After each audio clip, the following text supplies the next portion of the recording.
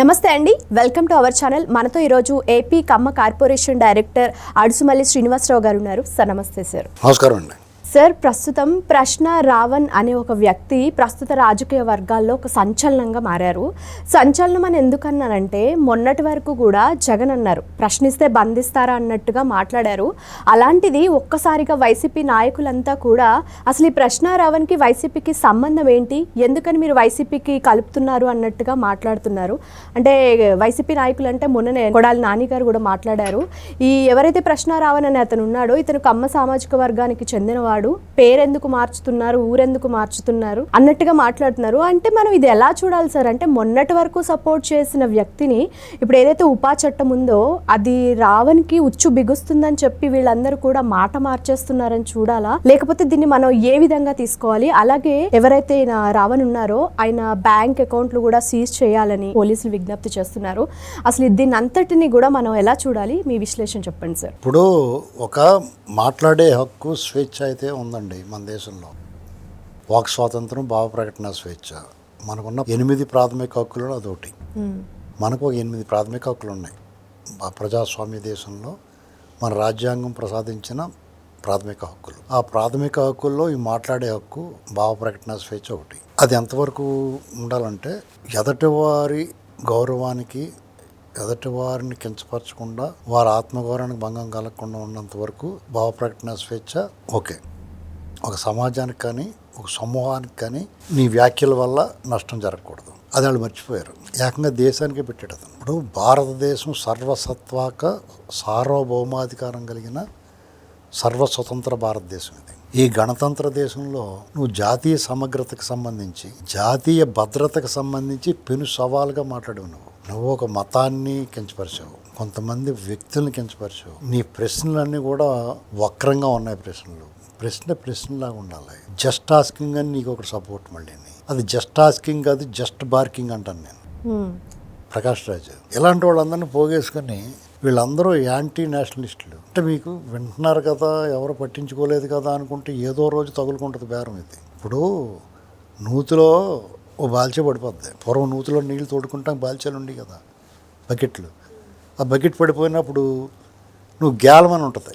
ఆ గ్యాలం వేసి తెస్తున్నప్పుడు నువ్వు పడేసుకున్న బకెట్టే కాకుండా పాత బకెట్లు కూడా వస్తాయి బయటికి, ఆ గ్యాలాన్ని తగులుకొని. అలాగే నువ్వు ఏ కేసులో వెళ్ళో పవన్ కళ్యాణ్ గారిని వీళ్ళందరినీ ఒక మీటింగ్లో, ఏలూరులో జరిగిన ఒక జడా శ్రావణ గారి మీటింగ్కి వెళ్ళి మాట్లాడి ఒక వేదిక దొరికింది కదా అని నీ నోటికి వచ్చినట్టు మాట్లాడేసి, అసలు అక్కడ ఇవన్నీ మాట్లాడే అంశమే కాదు, అసలు అంశం కాదు.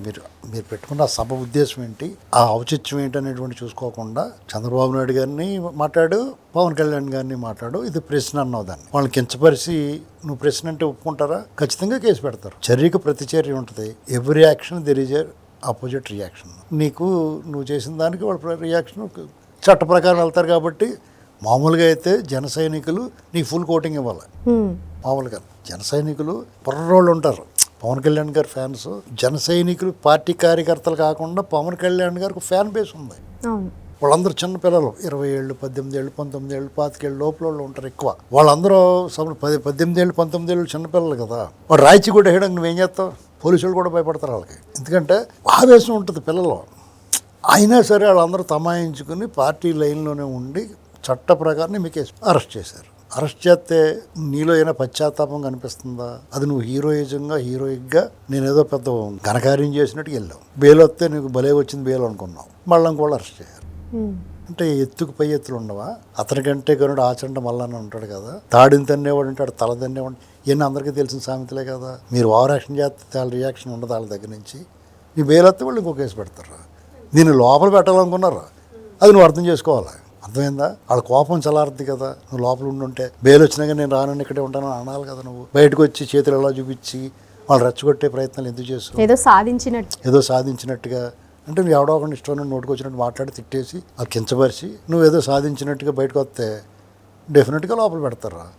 ఒకవేళ ఉపా చట్టం పెట్టకపోయినా ఈ రాష్ట్రం అంతా పర్యటన చెంది పోసాని కృష్ణమురళి పర్యటించలేదా? వల్లభనేని వంశీ పర్యటించలేదా? ఎవరి కోసం పర్యటిస్తారు మీరు?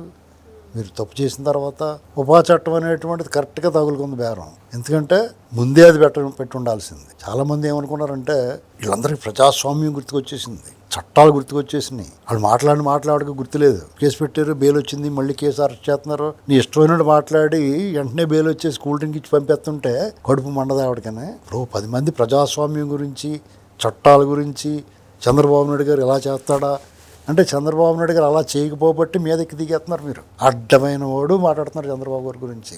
ఆయన ఈ దేశంలోనే ఆఖరి ప్రజాస్వామ్యవాది నాయకుడు, రాజకీయ నాయకులు ఆఖరి ప్రజాస్వామ్యవాది ఆయనే. మిగతా వాళ్ళందరూ కూడా అరాచకవాదుల కింద తయారైపోతారు. చూడండి రాబోయే రోజుల్లో.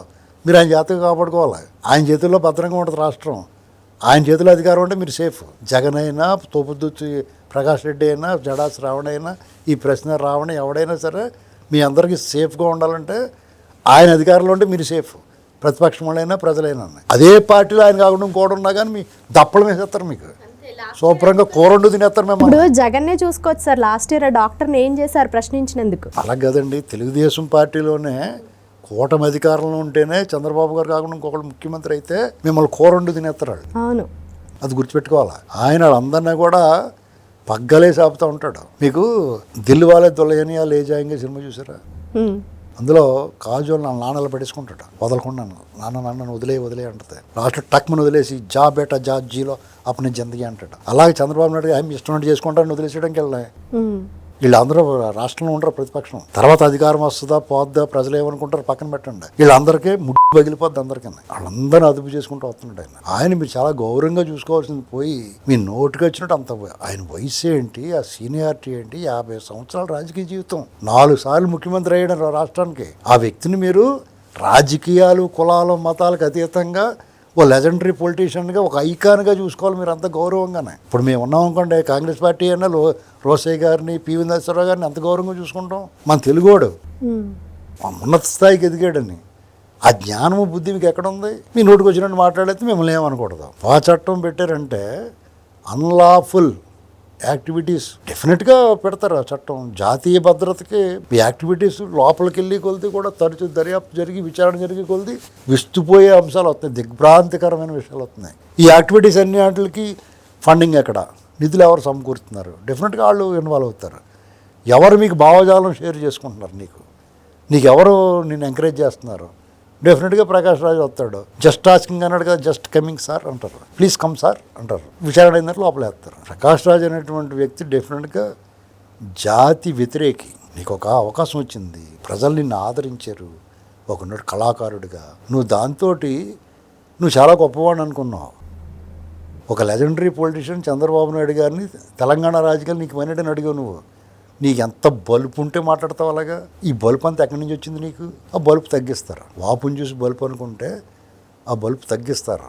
ఈ ప్రశ్న రావణ రూపంలో నీకు తగులుకుంది గేలం. ఈ గేలం ఈ బకెట్ కోసం వేస్తే ఇంకో బకెట్ తగులుకుందన్నాను కదా, ప్రకాష్ రాజు తగులుకున్నాడు అన్నమాట. ఇప్పుడు ఈ వైసీపీ బ్యాచ్ అంతా కూడా అమ్మడి రాంబాబు వీళ్ళందరూ కూడా రావణ్, జోసెఫ్ ఇవన్నీ మాటలు మాట్లాడారు. వెంటనే అతని మీద ఈ చట్టం ప్రయోగించగానే అతను ఎవరమ్మా తెలియదండి అంటే ఎవడరా నువ్వు అంటున్నారు. వాళ్ళని నమ్ముకొని ఈయన వెళ్తే వదిలేశారు. ఎవడరా నువ్వు అంటున్నారు. ఇప్పుడు డెఫినెట్గా ఉప్మా చట్టం అంటున్నాడు ఏకంగా. ఆడు కొడాలు అని ఉప్మా ఎట్టకారంగా అన్నాడో నిజంగా నోరు తిరక్క అన్నాడో తెలియదు కానీ అతను మాత్రం ఉప్మా చట్టం అన్నాడు. వీళ్ళందరూ నిశానీ బ్యాచ్ అండి. సంతకం కూడా ఇంటికాడ పలక మీద ఆలు రాయించినట్టుగానే ఓం నమ శివాయ అని రాయించారు ఫస్ట్లోనే. అలాగే దిద్దిచ్చి సంతకం పెడతాం నేర్చుకున్నాడు కదా. అక్షముఖ రాదు పట్టుకొస్తే అతను మంత్రి అయిపోయాడు. మనకి ఇలాంటి వాళ్ళందరినీ భరించి మనం ఇప్పుడు పిడుగుపడిన టెంకాయ మోహన్లాగా అయిపోయాడు. ఆ మధ్యన జాలేసింది, ఇలాగైపోయాడు రా బాబు అని. వాడు మళ్ళీ వచ్చి బయటకు వచ్చి మాట్లాడుతున్నాడు. ఆ స్వరం కంపరం వచ్చేద్ది. ప్రభుత్వం దయచేసి ఇటువంటి వాళ్ళందరినీ కూడా లోపల కూర్చో వరుసగా బెంచీలు వేసి కూర్చోబెట్టాలి జైల్లోని వీళ్ళందరినీ. ఎందుకంటే వాళ్ళు బయట తిరగకూడదండి, ప్రజలకు హాని. ఇప్పుడు ధూమపానం, మద్యపానం ఎలాగైతే హానికరమో ఆరోగ్యానికి, ఇలాంటి వాళ్ళందరూ కూడా సమాజానికి హానికరం. వీళ్ళందరినీ కూడా బయట సమాజంలో తిరగనిస్తే, ఇప్పుడు కరోనా వచ్చినట్టు తిరగనిచ్చేవారా, లోపల పెట్టేసి క్వారంటైన్ చేసేవారు కదా, అలాగే వీళ్ళందరూ లోపల పెట్టేలా. ఎక్కడా బయట తిరగకూడదు. ఒక్కసారి బయట ఇప్పుడు కొడాలని వచ్చాడు, 2 ఏళ్ళు నోరు మూసి కూర్చున్నాడు. ఎక్కడన్నా కేసులు పెడతారేమో తగిలించి తిరిగిపోడు. తర్వాత ఇప్పుడు తీసేసి గడ్డం గడ్డ పెంచుకుని మళ్ళీ తుక్కల దగ్గర వస్తున్నాడు. ఇప్పుడు మంచిగా స్ట్రాంగ్ అయిపోయాడు.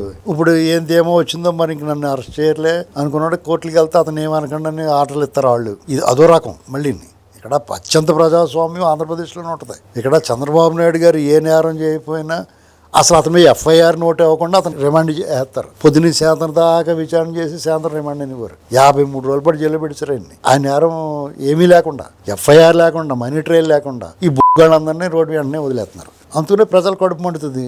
వాళ్ళు వదిలేసినా కోపడుతున్నారు, అరెస్ట్ చేసినా మాట్లాడే వాళ్ళు ఉంటున్నారు. కాబట్టి ఏం చేయాలి? ప్రభుత్వమే నిర్ణయం తీసుకోవాలి. ఇటువంటి వాళ్ళు బయట ఉండకూడదు అనుకున్నారు. ఉపా చట్టం పెట్టారు. ఆ చట్టానికి అతను ఈ న్యాయస్థానాలు ఎలాగైతే ఇతను కేసుల్లో అరెస్ట్ చేసినప్పుడు ఇది రిమాండ్ రిజెక్ట్ చేశారో, అదే న్యాయస్థానాల్లో ఇతనికి రిమాండ్ వేశారంటేనే జాతి భద్రతకి, జాతీయ భద్రతకి సంబంధించిన దాంట్లో ఇతను విద్రోహి అనేటువంటిది నమ్మారు. కాబట్టి అతను రిమాండ్ వేశారు. రేపు ఎన్ఐఏ వస్తుంది, నేషనల్ ఇన్వెస్టిగేటివ్ ఏజెన్సీ. వాళ్ళు ఎంటర్ అయ్యారనుకోండి, ఇతను వరవర్రావు, సాయిబాబు అని చెప్పి చాలామంది బుక్ అయిపోయారు. ఏళ్ల తరబడి జైల్లో మగ్గారు. ఇతను కూడా తప్పదు. ఇతనితో పాటు అంటగాగిన వాళ్ళు కానీ, ఇతనితో భావజాలం షేర్ చేసుకున్న వాళ్ళు కానీ, ఇతనికి డబ్బు ఆ మనీ వీళ్ళకి ఫండింగ్ చేసిన వాళ్ళు కానీ అందరూ జైలుకి వెళ్తారు. ఖచ్చితంగా సజ్జల భార్గవరెడ్డి అతని తాలూకు అకౌంట్స్ అన్నీ కూడా సీజ్ చేశారు. అతనికి ఎక్కడెక్కడి నుంచి సొమ్ము వచ్చింది అనేటువంటిది అంతా రిట్రీవ్ చేస్తున్నారు. ఆ ఫోన్లో వీడియోలు డిలీట్ చేసేసినా కానీ ఇతను మద్దతుగా మాట్లాడి చాలామంది లేడీ జర్నలిస్టులు గట్రా ఉన్నారు కొంతమంది. వాళ్ళందరూ కూడా బిక్కుమంటూ ఉన్నారు. ఇప్పుడు నోటుకు వచ్చినట్టు మాట్లాడడం ఎందుకు? ఇప్పుడేమో బిక్కుమంటం ఎందుకు? ప్రజాస్వామ్య దేశం కదా అని చెప్పేసి నీ ముక్కుకు నేను తాకినంత వరకే ప్రజాస్వామ్యం. నేను నీ దగ్గరికి వచ్చి నీ ముక్కుని తాకితే అది నీ వ్యక్తిగత భద్రతకి, స్వేచ్ఛకి హానికరం. నీ స్వేచ్ఛనే దుర్వినియోగం చేయకూడదు. నీ స్వేచ్ఛ ఎంతవరకు అంటే ఎదటి వాళ్ళకి ఇబ్బంది కలగనంత వరకు. అది గుర్తుపెట్టుకోవాలి. Okay, thank you sir.